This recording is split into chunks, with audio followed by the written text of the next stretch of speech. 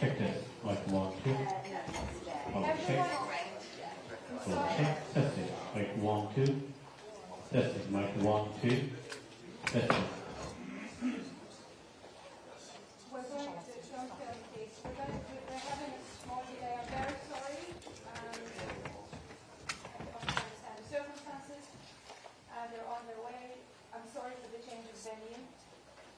This morning, and we're still waiting for you to join us, so we'll give them about 10 more minutes, or maybe we'll probably start at 15 past 11. I hope that's okay. Thank you.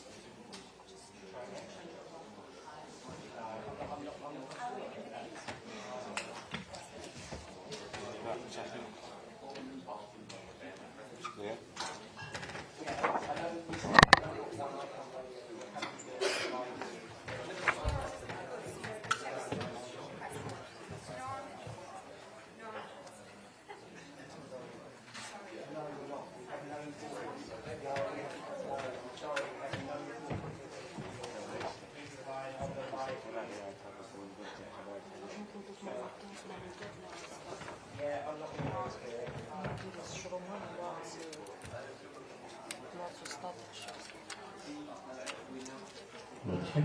Test it, like 1, 2. We'll check. Test it. Test it, like 1, 2. Check it. Test it, like 1, 2. We'll check. We'll check. Test it. Test it, like 1, 2. We'll check. We'll check.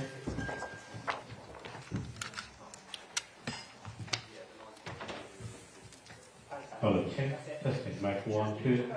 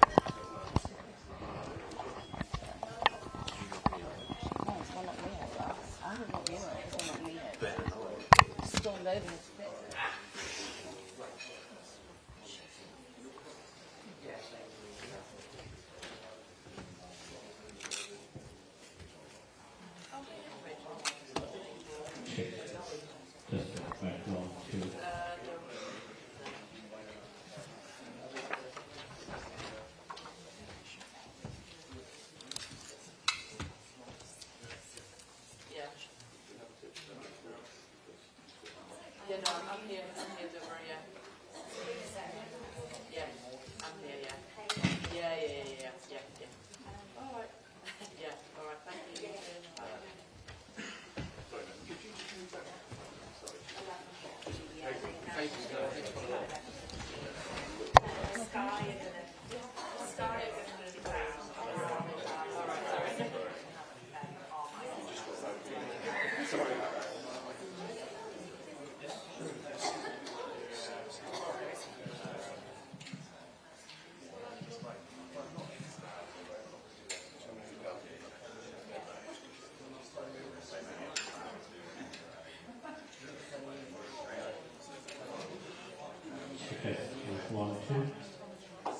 Check this, like 1, 2.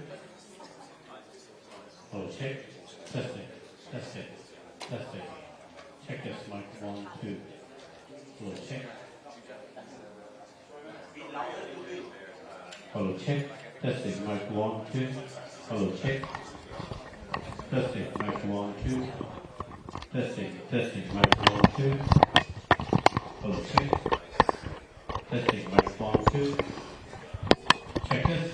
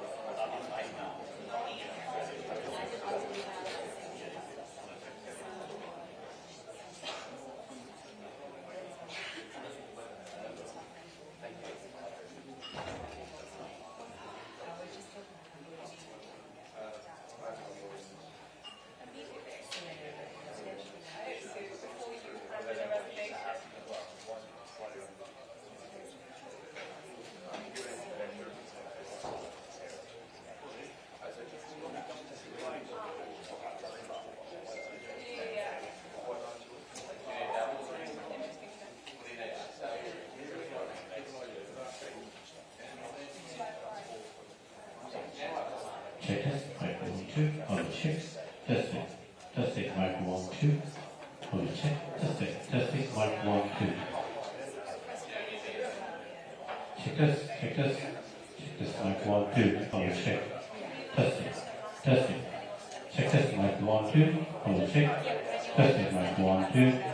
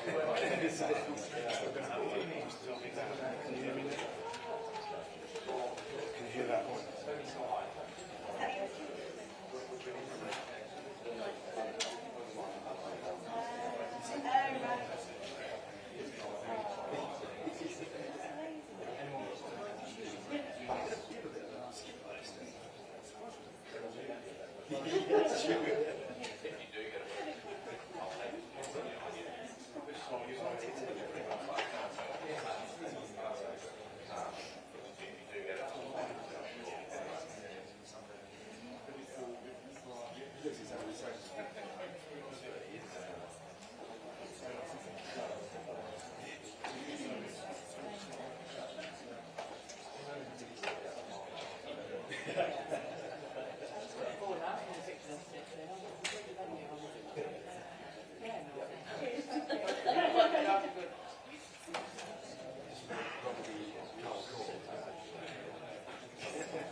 Testing. Testing. Mic 1, 2. Hello, check. Testing. Mic 1, 2. Hello, check. Testing. Testing. Testing. Mic 1, 2. Hello, check. Hello, check. Testing. Mic 1, 2. Hello, check. Testing. Testing. Check this. Mic 1, 2. Hello, check. Hello, check. Testing. Mic 1, 2. Hello, check.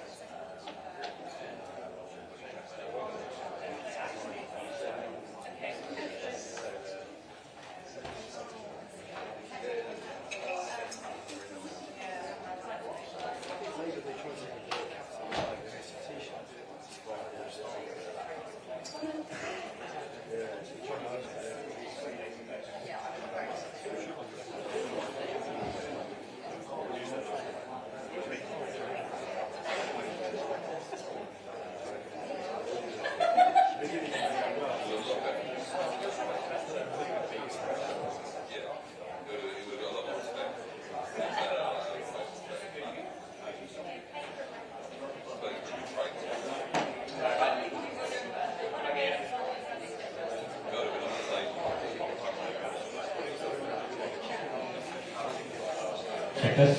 Mic 1, 2. Testing. Mic 1, 2. Hello, check. Hello, check. Testing. Mic 1, 2. Hello, check. Testing. Testing. Mic 1, 2. Hello, check. Test. Test. Test. Test. Testing. Mic 1, 2. Hello, check. Testing. Mic 1, 2. Testing. Mic 1, 2. Hello, check. Hello, check. Testing. Mic 1, 2. Testing. Mic 1, 2. Okay, thank you very, very much for your patience. I know you understand and very much appreciate it. We will be starting at 11:30 and you know, the guests will come through then. Thank you. Thank you.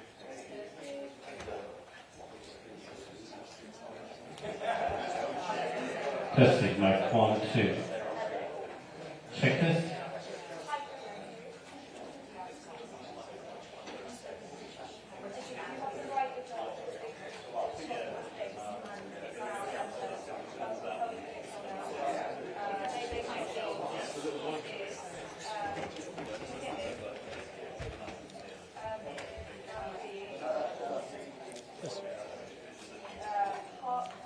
Testing. Mic 1, 2. Hello, check.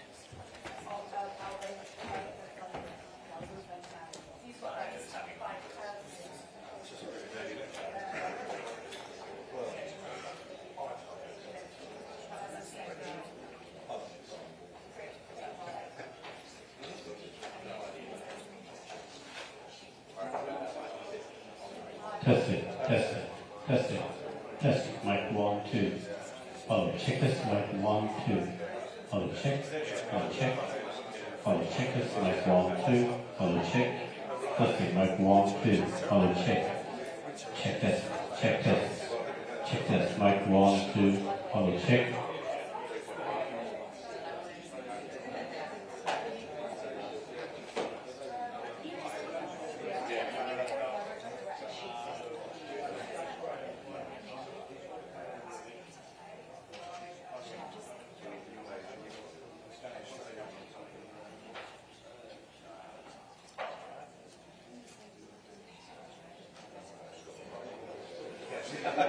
Well, the first thing that comes to mind is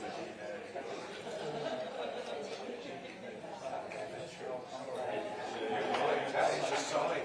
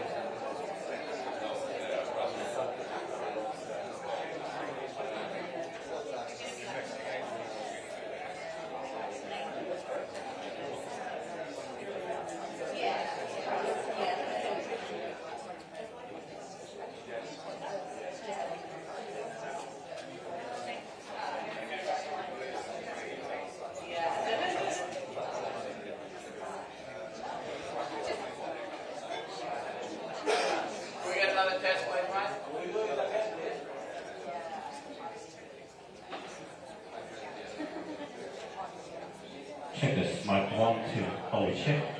Testing, mic 1, 2, hello, check. Testing, mic 1, 2.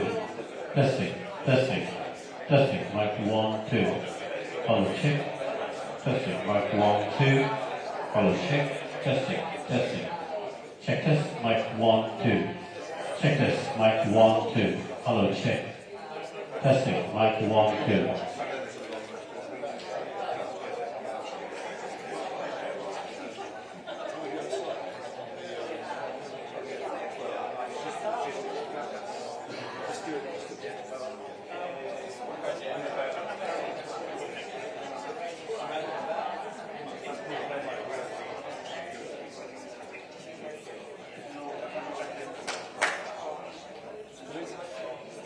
Test, mic 1, 2.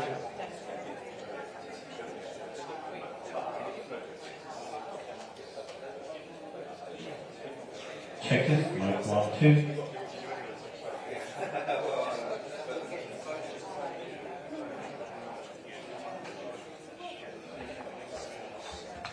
Yeah.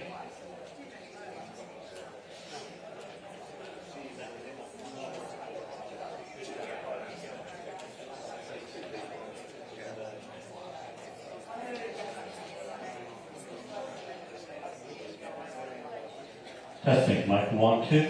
Follow, check. Testing, testing. Check this, mic 1, 2. Follow, check. Testing, mic 1, 2. Follow, check this, mic 1, 2. Check this, mic 1, 2. Hello, check. Testing.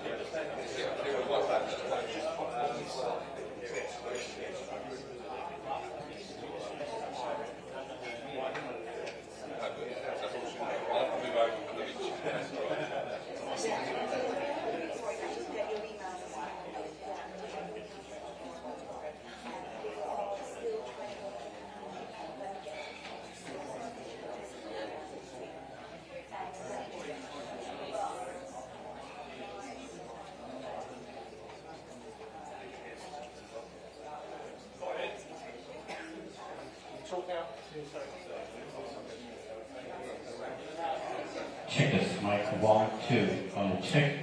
Testing, testing. Check this, mic 1, 2. Follow, check. Testing, mic 1, 2. Follow, check. Testing, testing. Check this, mic 1, 2. Follow, check this, mic 1, 2.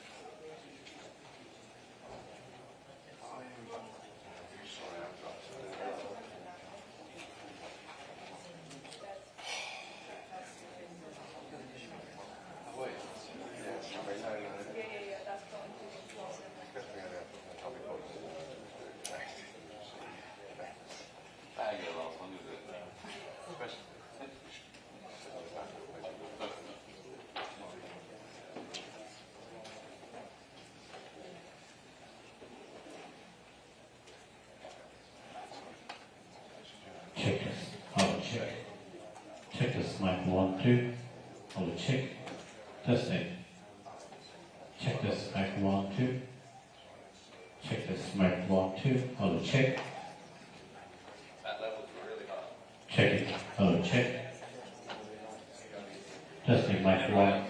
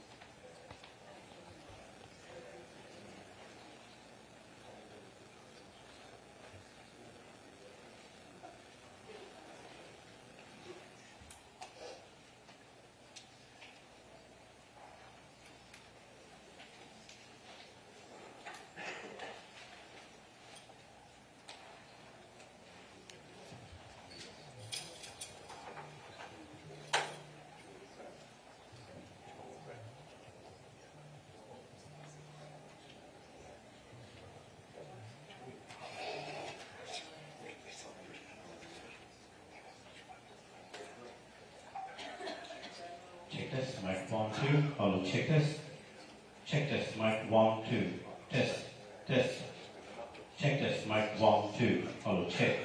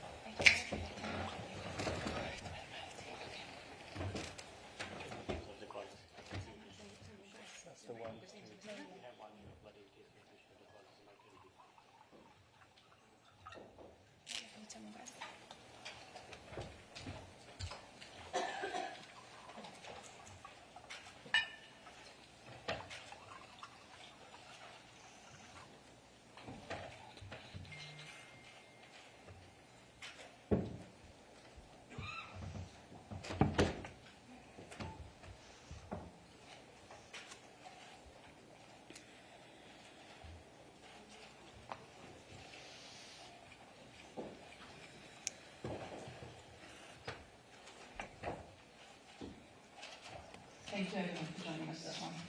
And apologies for the delay. I'm going to read a short statement, and following that, the two family members here will be the central attention. In the early morning hours of Saturday, October 7th, hundreds of Hamas terrorists infiltrated Israel and led a ruthless, unprovoked attack against Israeli civilians while firing thousands of rockets into Israel. Over 30 civilian communities were under attack by hundreds of Hamas terrorists, a modern-day death squad. In Israeli civilian communities in the south of Israel, they went door to door, snatched babies from their mothers and children from their beds, handcuffed them, and then brutally, cold-bloodedly slaughtered them. Entire families were butchered in their homes. Young people at a music festival were surrounded and attacked, terrorized and assaulted. Young people who were in a music festival for peace. Girls were raped over their friends' bodies. Many who survived were kidnapped.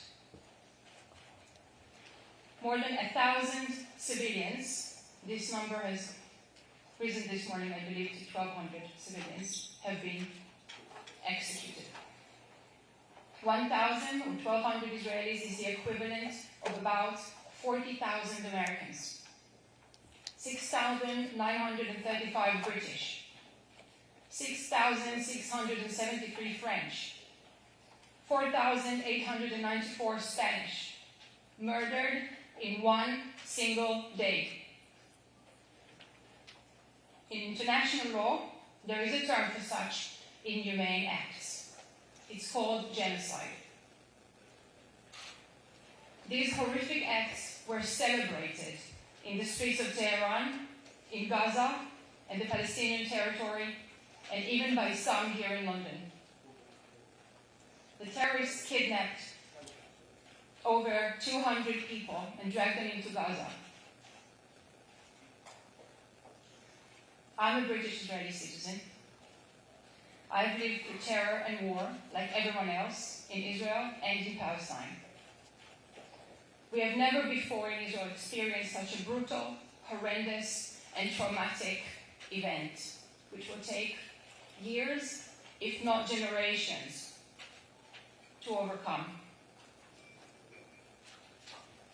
We are incredibly grateful to Noam and Sharon for joining us here this morning. It is crucial that the world hears their stories. This is the biggest hostage crisis in the world that the world has faced in decades, and we must do whatever we can and whatever it takes to bring these hostages home. Noam, Sharon, please.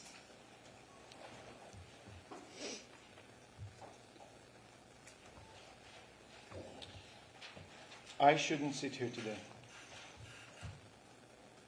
I should have been on my way to Heathrow to pick up my mum, who's coming to celebrate her 75th birthday today with her family here in London. I'm here because of pure evil. I'm here because I need to ask for help to release babies, kids, mothers, and old people from their captivity. My name is Noam Sagi. I'm a British citizen, and I am one of your own. On Saturday morning, Kibbutz Nir Oz, where I was born, grew up, woke up to a massacre, to a second Holocaust. They've been gassed, burned, butchered, slaughtered, killed, and kidnapped. Mostly young kids and old elderly people. They burned the place to the ground, shot the dogs, nothing left. There's no politics here. No context, no religion, no race. Simple humanity. People who survived the Holocaust found themselves facing another one. One of the hostages was on the Kinder transport.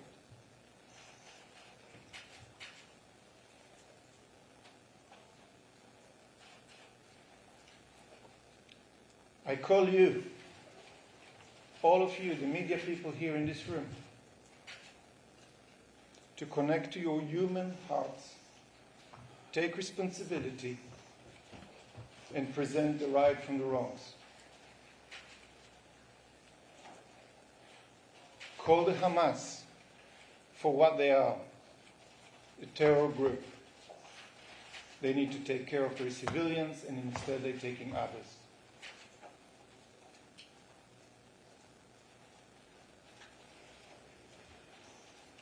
They're using you to manipulate opinions. And in this psychological warfare, you are being used.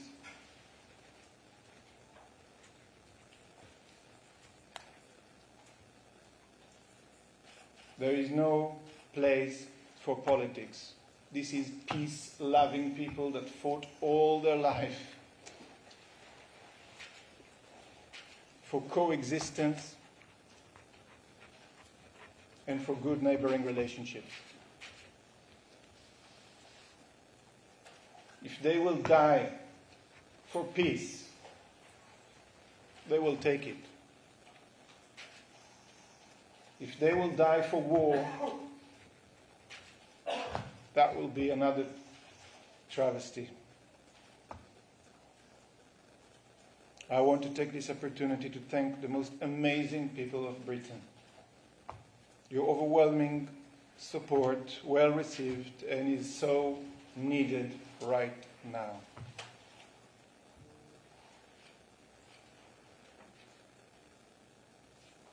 I want also to thank the British government for all that they do formally and informally to bring these beautiful people back home. Thank you.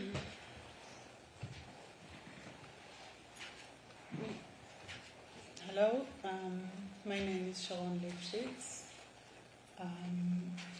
I feel I've been hollow for the past few days, but I feel that we are strong.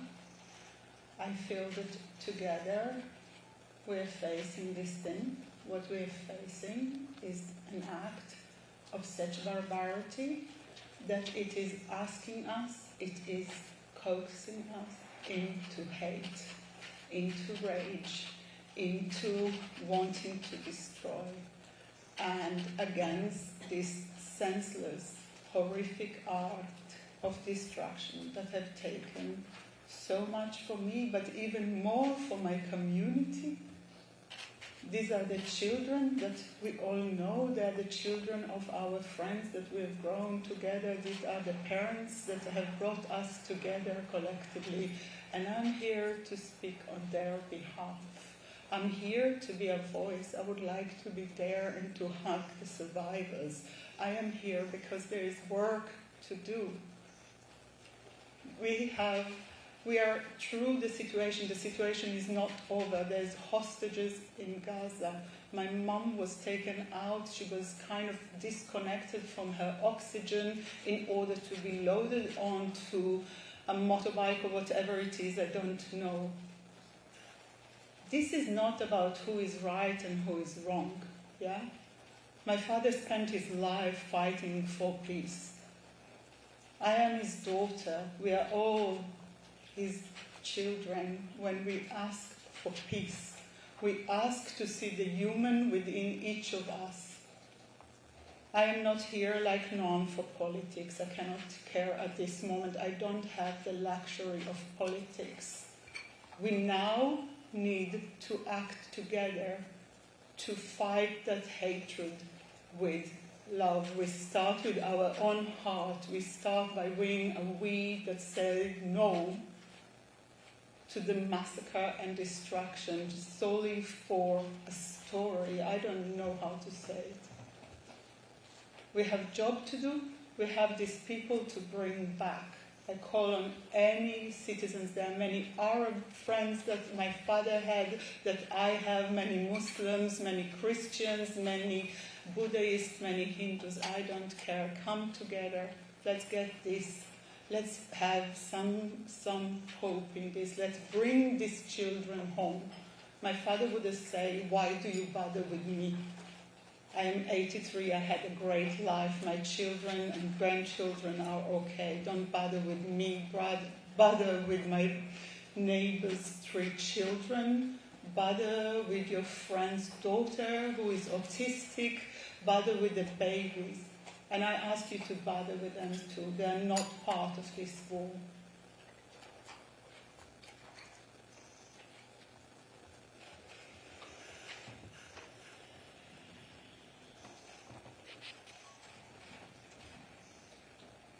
Thank you, Sharon. No, we will take questions now. Yes, please. Hi, Bennett from Sky News. It's now been 5 full days since your parents were taken. I just wonder, what has that period been like as you wait for news? And also specifically to Sharon, I understand both your parents require medication. How urgent is the need for their medication? What does it mean? I mean, you have to be a special sort of person to take an 85-year-old woman out of her bed, don't you? She really, these are frail people. When the videos first surfaced, there was a video of a very elderly woman on a kind of rickshaw being taken around Gaza in her 90. And I looked at it and I thought, oh my God, I don't know this woman. She's from another kibbutz, She's not someone I know. Only, of course, she was my mother's friend, Yafa Adar, I know her daughter. We grow up together. We all know each other. I was there a month ago with Noam, sitting around, having a drink. This is horrific. I cannot speak for I, because I is all of us. There are people that are there, counting the bodies. There are people that are there supporting the survivor. We, together, have experienced something that is so horrific we cannot contemplate. But we have a job to do now, and I'm concentrating, all of us are concentrating on the job at hand. And the job is, in the face of all of this, bring these people back home. There's mothers waiting for the children. These are my friends' children. These mothers are me. I'm asking on their behalf, not on my behalf. There's no I here, there's we. It wasn't against my father in particular or my friend's daughter. And so they're all our children and our parents. And to know what's the last 5 days been like waiting for news? I will echo Sharon. I feel I'm in a luxury position to be able to sit here and worry and to be afraid or to have any emotions thinking about my 75 years old mom sitting somewhere in Gaza. I need to navigate something she never imagined that will happen. Her parents fled Europe to protect their land. And she finds herself now on the other side of the border. It's not even one generation. So it's heartbreaking, but we are very, very resolved and very clear what is it that we are focusing on. They need to be back home now. And I say they, I'm talking about civilians, especially every kid under 18, every elder person over 65 should never, ever in this world, by any means, we accept that this is part of any negotiation or bargaining chip for what? So I'm in a luxury position. from LBC, have you heard any glimmers of hope over the past 5 days at all? And what is it right now that is keeping you going, that is giving you some hope? No, we didn't heard anything. If you mean about anything formal, the answer is no. We don't know. What keeps us going? What keeps me going? My son have one grandmother. I want him to be with her for his next birthday. What keeps me going is that every one of these people, where you call them, you might look at the picture, they are family. It's people that wiped my bum when I was a baby. They teach me how to swim and how to do 1 + 1. I know each one of them. We grew up like that together. It's a very, very small community. From the age of 6 weeks till the age of 18, we grew up together. We saw each other more than we saw our parents. Or brothers. Or brothers. This is how we grew up. And you talk about over 80 people just from that community that have been taken hostages. So what keeps me going? I will do everything I can for them. Sharon, the same question to you. I want to see, I am here because, I have to face my friends and tell them that I'm doing my bit. We got together. I can't say that the government, no army came for 8 hours. No army came to save these people. They were just fending for themselves, children and fathers and mothers and elderly. I think that there will be time to bury the dead. There will be time to decide what to do with that place, because I spoke to my brother yesterday and he felt he did not see a way for us to go back there. They have eradicated the place. This is a place that so much collective love has been put to. It was so beautiful emotionally for people, for my family. The week before, my whole family were there. And we now have to fight for those we can still save. The place is gone, the dead are dead, and somewhere in Gaza there are children and mothers, and this is our fight now. And I need to do this fight. I need to give a voice. I say it again, I feel such a pull to go back to Eilat and sit with our community, as they're just sitting there listening to their stories, to these horrific stories and brave story, and children. My brother brought his 3 children so they can swim together with those survivors that have just gone through the most horrific thing. But I'm here to talk to you and to ask each person who believes that there is goodness in the world, that believe that butchery is not something we accept. I don't accept it not from Boko Haram, and I don't accept it from ISIS, and I don't accept it from our neighbors. Yeah, so at this point, that's what keeps me going. This needs to be heard. The distinction between ISIS and between Hamas and the Palestinian people must now be absolutely clear. I cannot believe what it's like to be a Palestinian at this point over the last 10 years under that regime. They don't just come and wash over that tsunami of hate and go back home and be kind. So it's just, we are the people of this region, and we need people to get this sorted. We need these people to come back home.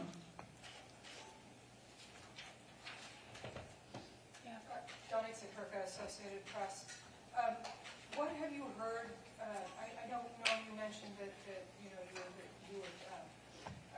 been in touch with the British government, but has the British government and indeed the Israeli government offered you any assistance, told you anything about what might be going on? Any information from the authorities about what's going on?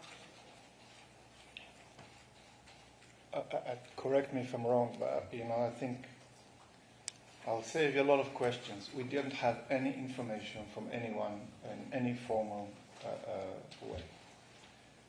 The last time I know, and that's the only thing I can say, is that by 9:20 UK time, that was the last communication with my mother, went into her safe room inside her house, living on her own, dealing with the grief of losing my dad just a year ago, snatched by people, men in their 20s, the 30s and the 40s who took kids and elderly people as captive. We have no information, and since then we are together working in the dark, trying to get as much as information as much as you are. Lucy Manning from BBC News now. We met earlier this week. I'm sorry there's been no further news on Sharon too. I wanted to ask you both, what do you want the British government to do in the international community? And do you think it's right that the Israeli government is saying that there is no water or electricity into Gaza until the hostages have been released?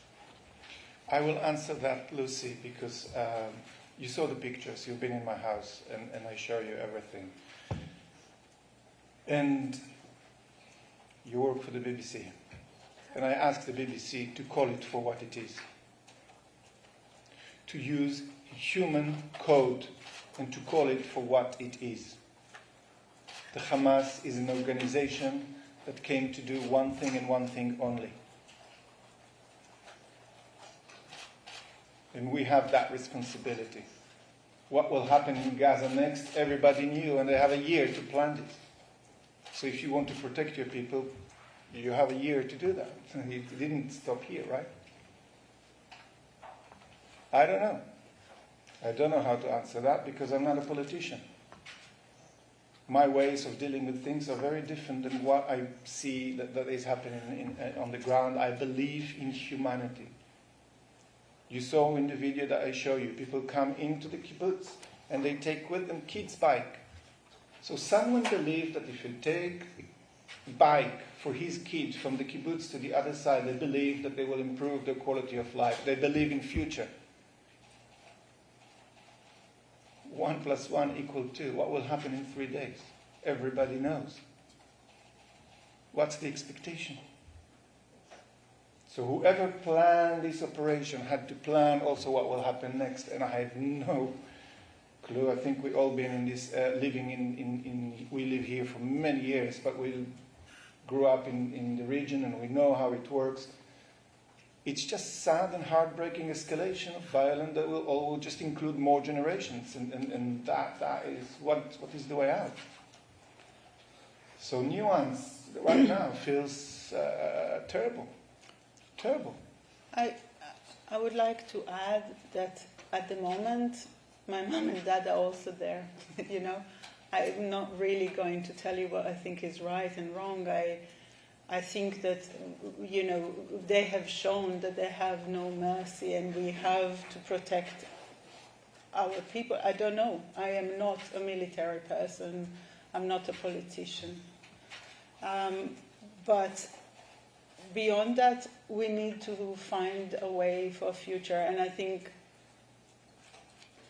at the moment it's really, really just the fact that we can't do anything until these elderly people and children are back. This is on message for me, because we can sit here and we're going to spend the rest of our life dealing with this atrocity. This is the defining moment of our life, What we have worked and our parents worked for, and our children, everything we have done, there's nothing left, all my parents' life work, it's gone, yeah?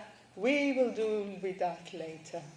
At the moment, my friend's daughter is autistic. She's not very well to be kind of in very acute situation. She can hardly handle daily life. I want her out. The rest is just really the rest for me. And once we solve this, we can start looking at this horrendous atrocity There will be changes because there were changes after 73 and there was changes after 2011. It's a moment of change. We have yet to really comprehend what took place. But now we are still in the event. We are not after the event. And in this event, these children and elderly must come back home.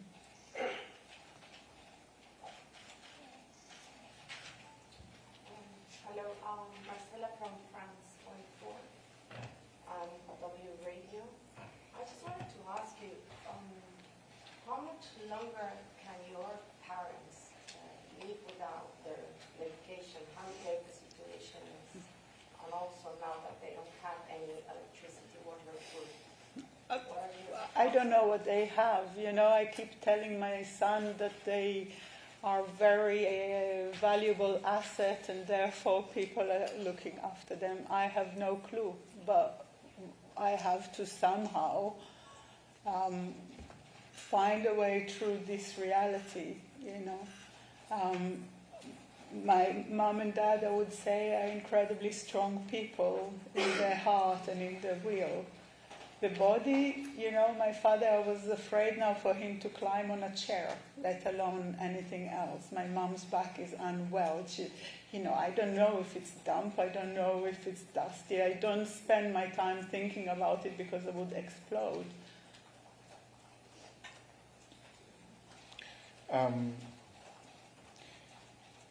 It's hard. It's hard to see. I think we need to understand that they just transfer care home into Gaza. This is people with cancer. This is people with dementia. This is people with Parkinson. They're not mobile. Actually, they took them on their own mobility scooters all the way. And I think it was the longest trip they had for a long time. The reason we feel urgency is because nature will do its course if we are not going to act quickly. If the international community and the humanity and the human code and the human dial won't fall in a place that we say, stop, this is outside of the lines of what is okay and what is not okay, they won't be here for too long. My mom is severe allergies to every kind of dust. I know that her EpiPen and her inhalers are at home. I can send how many I want to the border. I don't know if it will reach her or not. And everyone there is a case in themselves. I keep on getting desperate pleas from people in Israel, mothers for kids, said, can you please get someone from the Red Cross to get that medication for that child? My heart goes out, and I don't know what we can do from here, but I know there is so many good people. And I must say, in Turkey, in Qatar, they're doing an amazing job. Amazing job. We're not going to talk about them because we don't know them, but they will be our best hope that things will get to them and they will have some hope to survive. And as Sharon said, I believe that if they are assets, they will take care of them. I'm sure, obviously, you're well aware of the threats made from Hamas. I just wonder if either of you believe that the response from the Israeli government thus far will potentially put your parents in greater danger. I mean, I think there is surface and undersurface, and I'm not aware of what the undercurrent is. So, you know, I don't think that this government is what I would have hoped for, but I don't think it's the time for politics. They are the people negotiating my community's life, and I have to put my trust in them, and at the same time call on every government in this world to almost expect of them to protect their citizens and work for their release. It's very easy at this point where something so horrendous happened to simply wish to revenge on your enemy because they have been so successful. So my wish is that they care for their citizen and that they put them into the equation. Noam? I will echo what Sharon has said, because if I will get into this, it won't be nice.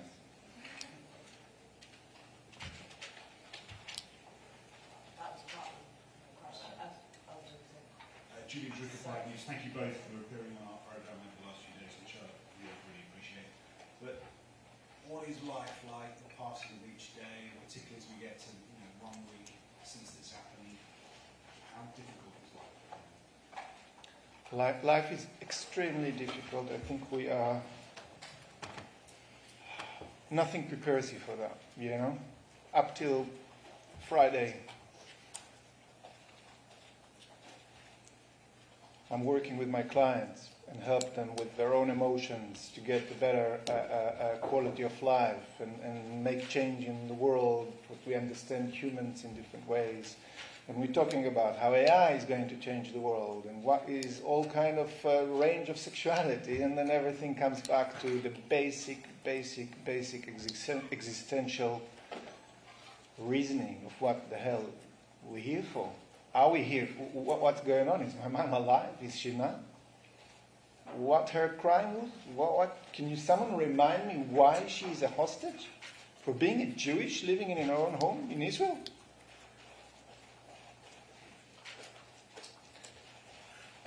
It's extremely difficult.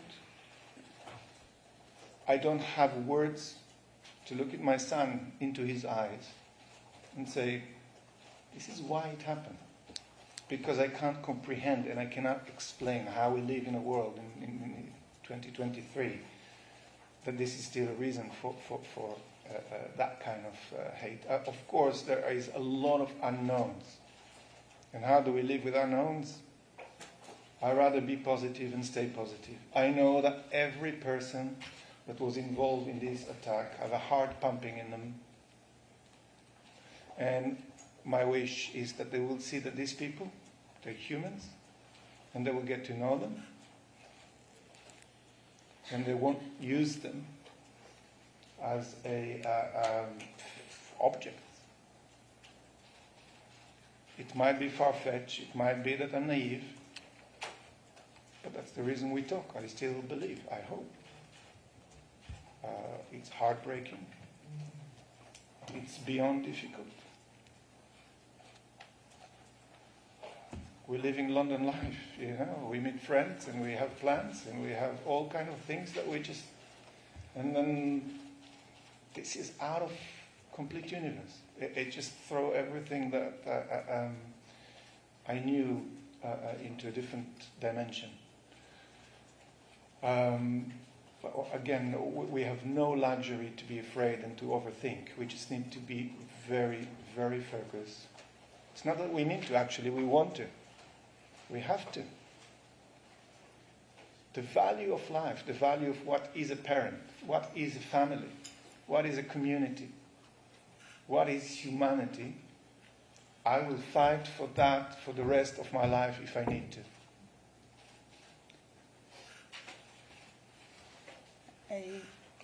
I just want to add that I think, first of all, we are here and we are safe, and the citizens of the region are about to go into war. So while we really worry about loved ones, we also have the luxury of taking an underground, and life is pretty much undisturbed for our families, immediate families. I would like to also add that the last 4 days are really strange. They're kind of it's like as I said it before, I feel the I is gone and the we is holding me together, and that's the we of the people that I grew up with, but it's the we of the people around me here and all over the world, and friends I've made over a lifetime that have, and people that just, yesterday I received emails from people in Qatar telling me that, people there support us and are horrified by what is happening. I think that this separation between people solely, I think there's those who wants us to hate, and against that, the majority of us wants to, to work together for making it a possible space and life for our children, and we have to hold on to those people, and we have to... I have experienced love I've never experienced before around me here, and I feel we are carried by this love, and we are all finding strength in us we didn't know we have. I mean, this is not really where I was planning to be on Thursday afternoon. We have to rise to this, and we have to believe that we can fight hate with love.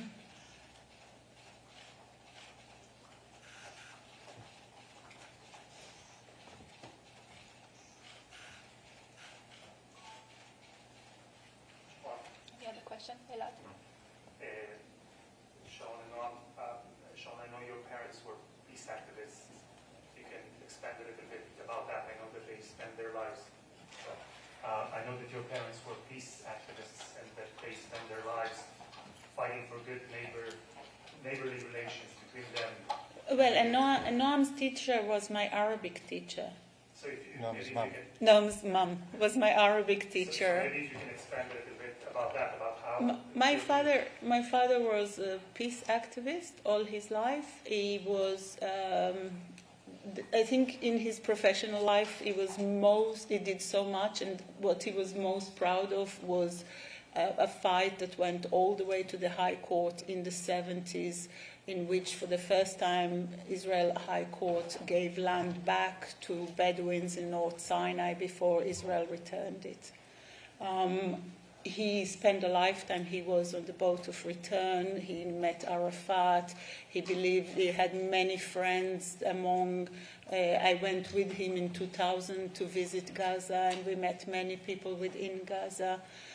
He was part of an organization called Another Voice that was from that part of the world on the border with Gaza, that met people, had relationship, especially before Hamas, with many people. We are communities that live very close together. My father spent at least a day a week in his retirement just getting a car from the kibbutz. The kibbutz authorized him to get the car because he didn't have a private one. And he will go to the border in Erez and pick up sick Palestinian people and take them for appointment in East Jerusalem. And he wasn't the only one. Others that were slaughtered and lost everything were part of that. We are communities, we are communities that work together. My brother employed many people from Gaza and continued to pay their salary for many years. And we are not the only one. My family is not the only one. We're part of a community. It's, these kind of stories, they're really like, I grew up on all these Holocaust stories, how my uncle's life was saved because, he gave a coat to a Polish guy. I mean, it's our whole growing up on these stories in which, act of kindness made a difference where everything went impossible. Do I want that to be the story here? Yes.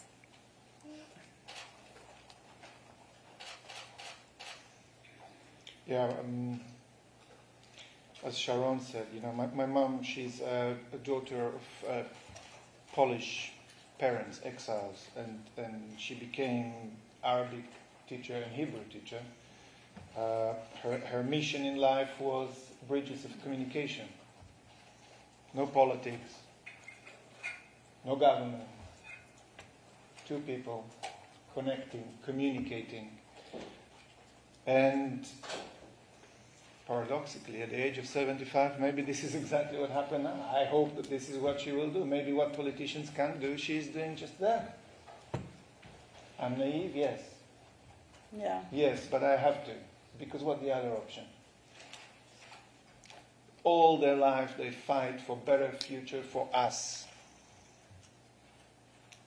And they didn't talk the talk, they walk the walk. These people marginalized in Israel for their beliefs. And on Saturday morning, they were the front line and had to take it to save and protect their country from all this atrocities and that horrible, horrible attack.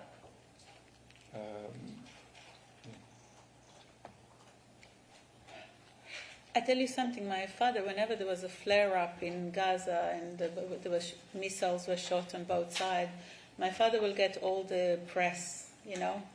So they will come to his house and all, you know, your media outlets, you know, many of them came to visit my father in his little kibbutz, in his house with his cactus, and they will talk to him. And we had this joke because they will always cut him out of the final report because he was too reasonable. You know, he was too reasonable. And I think that is something for you to think about how you tell the story. You know, my father was always cut out. There was the CNN for an hour in his house a couple of years ago, but then it didn't air. Why? Why are we telling the stories of extreme? What are we teaching our people if we're telling these stories of extreme? And then, you know, I don't know, when you have a child and he misbehaves, you can either tell him off or you can just kind of ignore it till he behaves normally. And somehow, you know, we should celebrate, you know, the people that are working for peace, not the people just that are working for war. I think that was my father's life story. And you see what happened here. This is very interesting because I don't know what was your expectation when you came here. But we're sitting here and we're asking for accountability, not revenge. We're asking humanity to do its thing, not hate. This is their legacy. This is how we grew up, and this is why we're here. They maybe pay a big price for that, yes. But that won't change the cause. We want generations to come to have a better future. That was exactly what they told us. And we are now fighting for their future, yes. Absolutely yes. And this is why we're here, no any other reason. People listen to us now because we were in pain. Which is paradoxical, because we're saying the right thing anyway. Love should always prevail.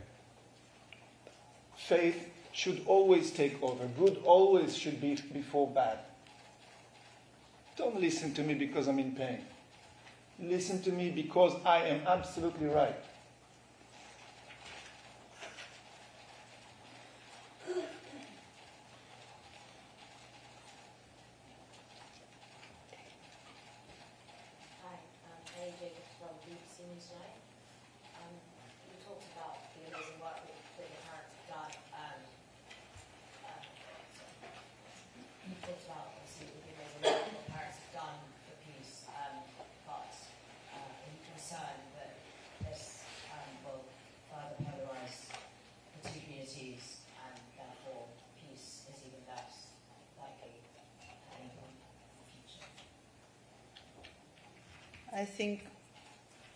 I think we have just experienced an event that is so out of the scale that, you know, my brain has been gauged for that I can't quite answer your question.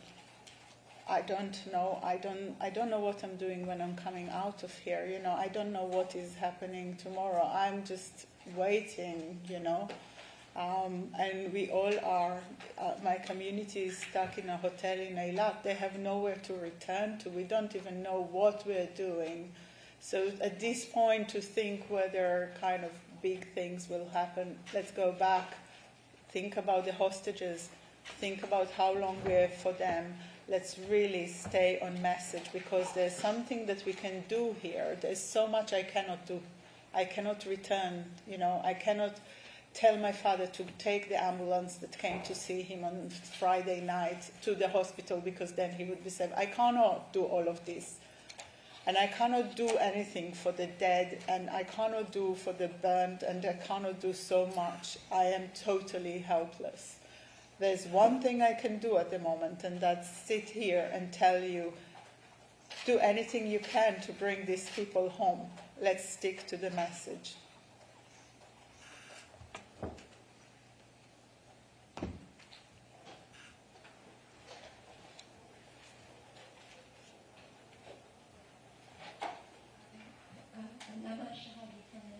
Who is supporting you at this time, specifically friends, family,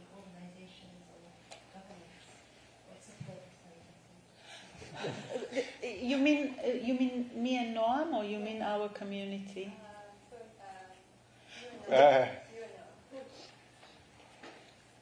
We're supporting each other.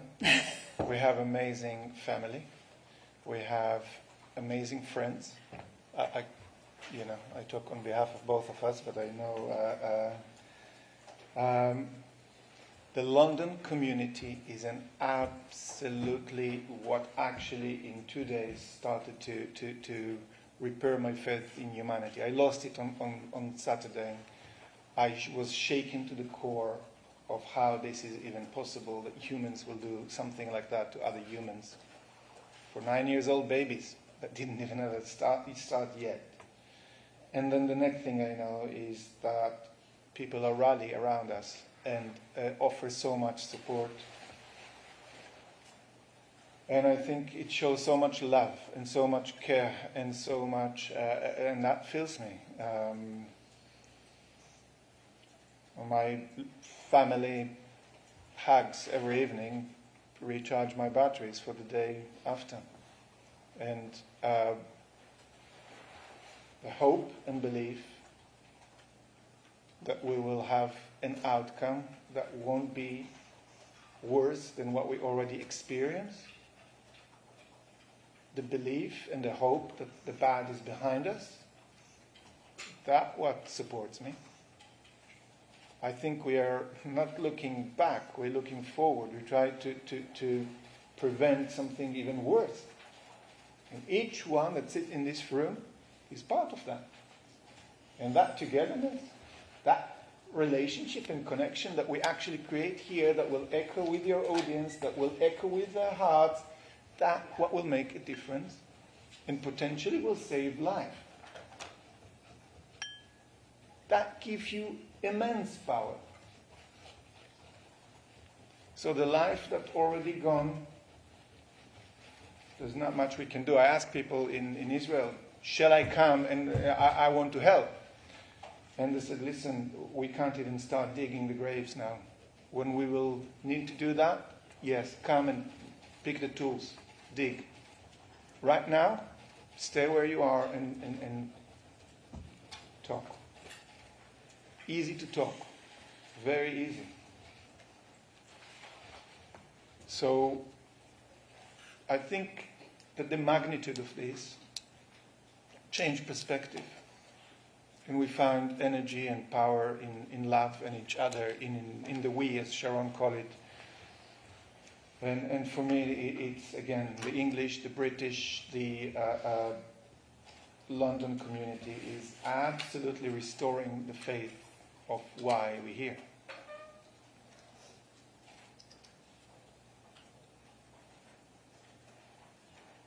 Hi, I'm Steve from the Telegraph.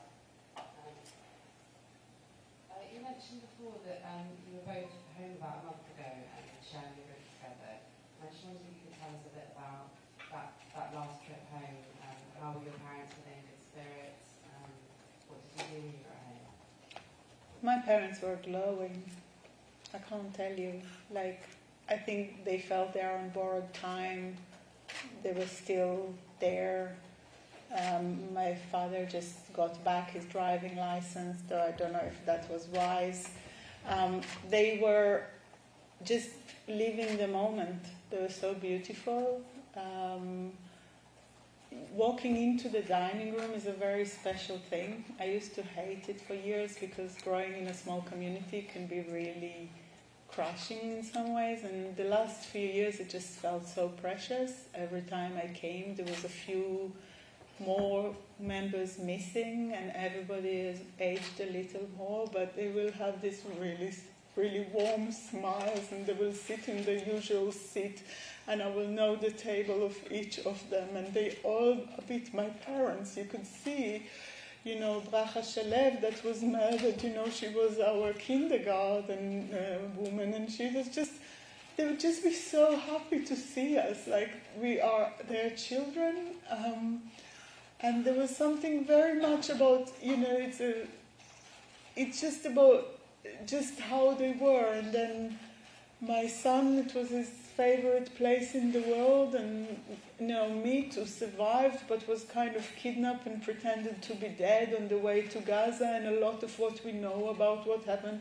I used to work with her in the gardens, and she's taken over the last few years, and the whole kibbutz was full of these little touches of hers. She had such a way with things, and such a way of, and everything is a bit run down, but in a really sweet way.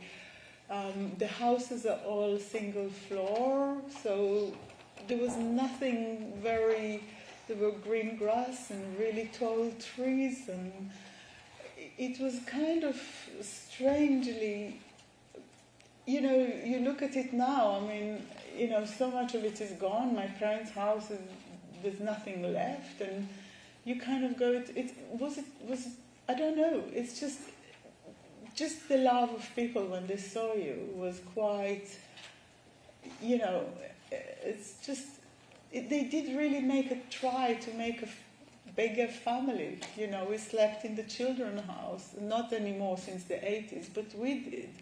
And those people that, as Noam said, looked after us, there's something about it. And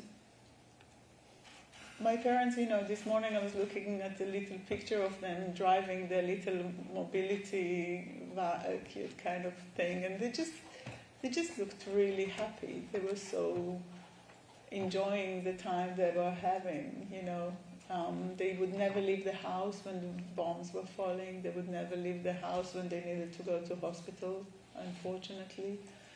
They lived their life. It's a small spot, green oasis in the middle of the desert that we call home, where we left many years ago, many years ago. But it doesn't matter. Every time we came, it's home. And it's home for our kids as well.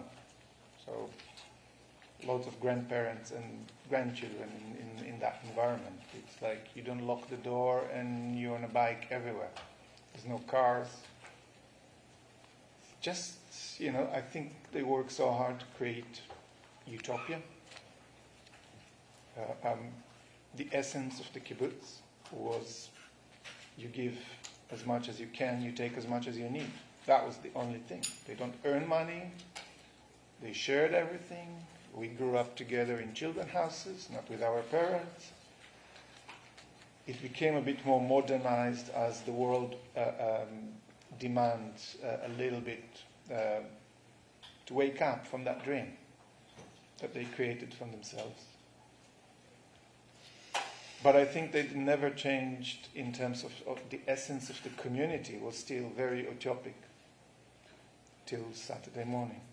The last time I was there, my father introduced me to a woman called Tamar. I never met her before. She was married to the son of a kibbutz member, Carol, and Tamar was had a campaign to get elected for the local mayor.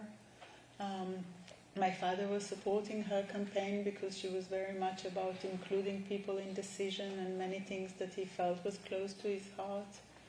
She was murdered together with her husband and 3 children that were playing with my son, and she was murdered together with her husband's mother. I can't, it's impossible. I am here to tell you the story, I'm here because because as a community, people have now come, we all dropped everything and we just made a kibbutz, on WhatsApp. All of us that went away, we just made a kibbutz, and everybody are doing. Some people are looking after the cows, and some people are getting laptops, and other people are raising funding, and other people are entertaining the children in Eilat, and everybody, I'm talking again about we have come together, and we are supporting each other, and we are trying to make what it takes to return the hostages home and look after these people and look after what is left.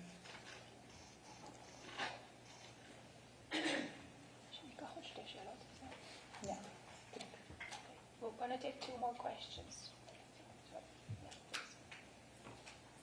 Second, this daily express.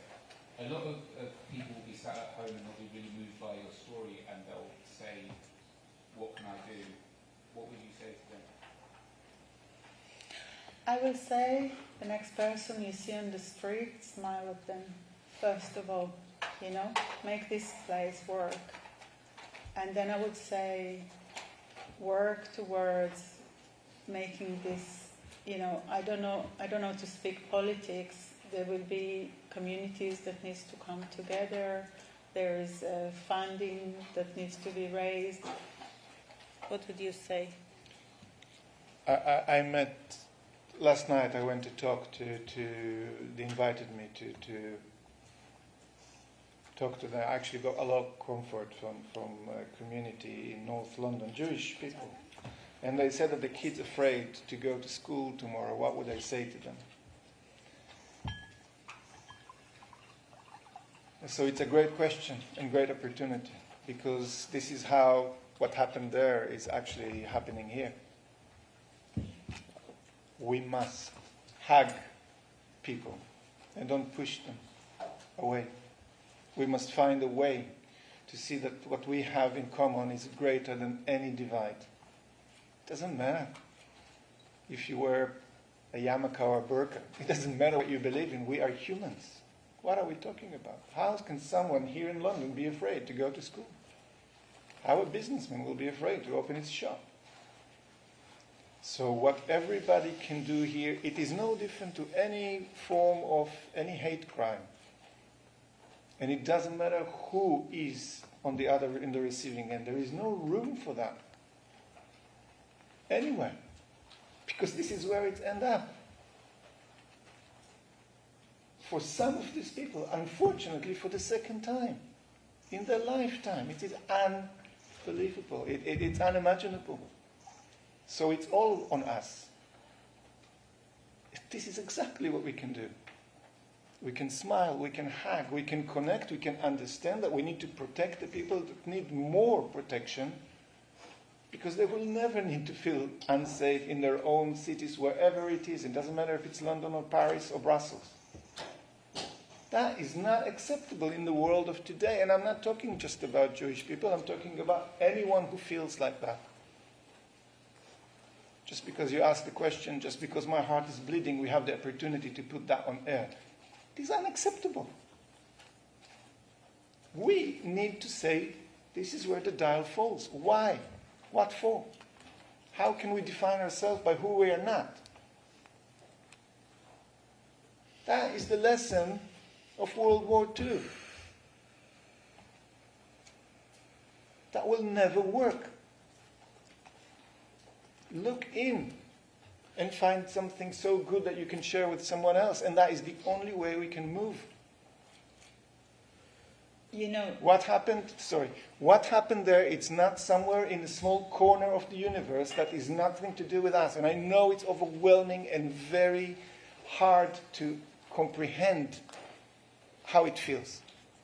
I worked with people in Germany for many years to understand, to try to process the Holocaust. Open wound. The brain, the mind cannot comprehend. Too big. We can't contain that. So it's about prevention. It's about using our human hearts, our connection, and our ability to be there for one another that will spread the next one and the next one and the next one. When we go from here, we are not going with a yarmulke or a burqa or a turban or anything else. We are the same. And we need, at some point, to get that and drill that, not into our brain, into our heart. All we sitting here, even after everything that is still going, it's not finished yet. We talking about love, connection, warmth, humility, empathy. Simple. We all have it. We don't need to go to school to acquire it. It's here, in the room. with your audience. Everyone has that ability and that opportunity right now. So everyone who's vulnerable, and it doesn't matter who you are, right now is the time to hug them and to give them the confidence that nothing will happen to them. And if this is the message that will come out of this atrocity, at least.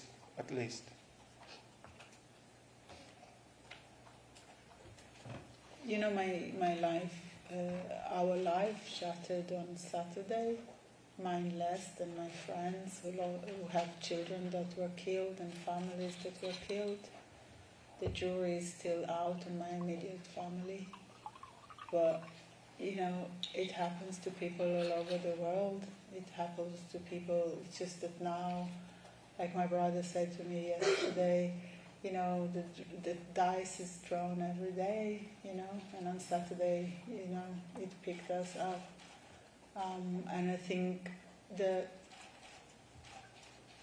it's impossible to understand, but it's kind of make things simpler in a way, you know. I don't know what to say.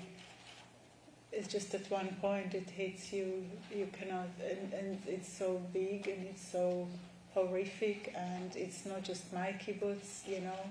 There's over 100 people in Be'eri that were murdered. This is a community we went to school with. This whole region is destroyed. They almost managed to make it impossible for these communities to return, because the level of atrocity that was committed there is making it really hard to imagine to return, you know. And the first day my brother told me, come back, we need to bury the dead, we need to clean the blood. And now he said to me, there is nothing we can come back to. My father loved playing the piano, he will play it every day. We just got him a couple of years ago a new piano, and you know, it's 3 centimeters tall at the moment, you know.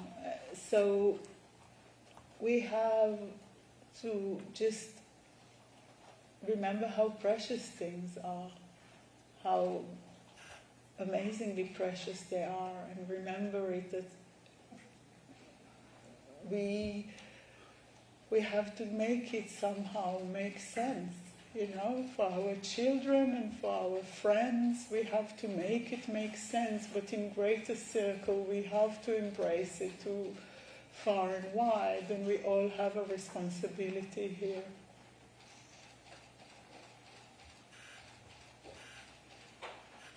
Thank you for your question, by the way, because it's very, very human and important.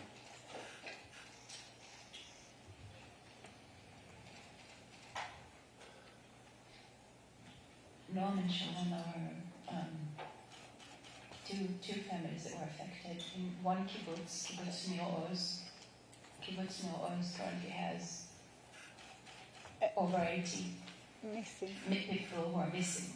Well, 150 people left. This is easier to say than that.